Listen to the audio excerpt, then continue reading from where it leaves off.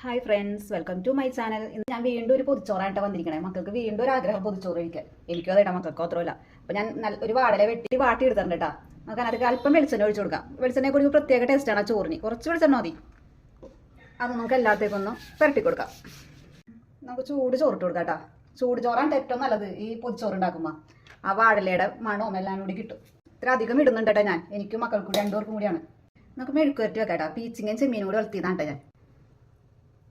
കോവക്കത്തോരൻ ഉണ്ടാക്കിയിട്ടുണ്ട്, അതും വെച്ച് കൊടുക്കാം. ഞാൻ അല്പം ഉള്ളിയും മുളകും മുരിച്ചതാണിട്ടത്. ഇതിവിടെ മക്കൾക്ക് വളരെ ഇഷ്ടമാണ്. മുട്ടയുടെ കൂടെ മുട്ട വറുത്തതിൻ്റെ കൂടെ ഇത് കഴിക്കാനായിട്ട്. അപ്പോൾ അധികം വെച്ചിട്ടുണ്ട്. ഇനി ചെമ്മീൻ പൊരിച്ചതുണ്ട് കേട്ടോ കുറച്ച്, അത് വെച്ച് കൊടുക്കാം. ചെറിയ ചെമ്മീനാണ്, അധികം പൊരിച്ചിട്ടുണ്ട്. നല്ല നാരങ്ങ അച്ചാറാണ് കേട്ടോ, അത് വെച്ച് കൊടുക്കാം കുറച്ച്. ചോറിൻ്റെ കൂടെ എപ്പോഴും ഉള്ള ഒരു കാര്യമാണ് മുട്ട വറുത്തത്, അതും വെച്ച് കൊടുക്കാം നമുക്ക്. ഇത്ര ഉള്ള കേട്ടോ, നമുക്കിത് പൊതിയാൻ നല്ലോണം. 1 മണിക്കൂറൊക്കെ ഇരിക്കുള്ളൂ. ഇപ്പോൾ 1 മണിയായി, 2 മണിക്കൊക്കെ എടുക്കുന്നത്.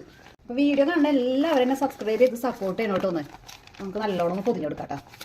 പൊതിഞ്ഞിട്ടുണ്ട്. നമുക്ക് ഒരു 1.5 മണിക്കൂറിൻ്റെ എടുക്കരുത്. അപ്പോൾ പൊതിച്ചോറ് തുറന്നു നോക്കാം കേട്ടോ. ഏകദേശം ഒരു 1.5 മണിക്കൂറായിട്ടുണ്ട്.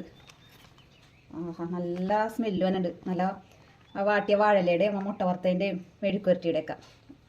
ഇതൊക്കെ ഒന്ന് നീക്കി വെക്കാം സൈഡിലേക്ക്. ഇപ്പം തന്നെ വായിൽ വെള്ളം വന്നു എനിക്ക്. നമുക്കിനി ചോറ് കഴിച്ചാലാ.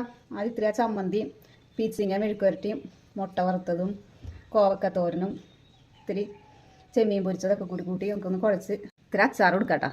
ഇതൊക്കെ കൂട്ടി നമുക്ക് കുഴച്ച് കഴിക്കാം. നമുക്കിനി കഴിച്ചാലാ. അപ്പോൾ ആദ്യത്തെ പിടി മക്കൾക്ക് കൊടുത്തിട്ടാ ഞാൻ.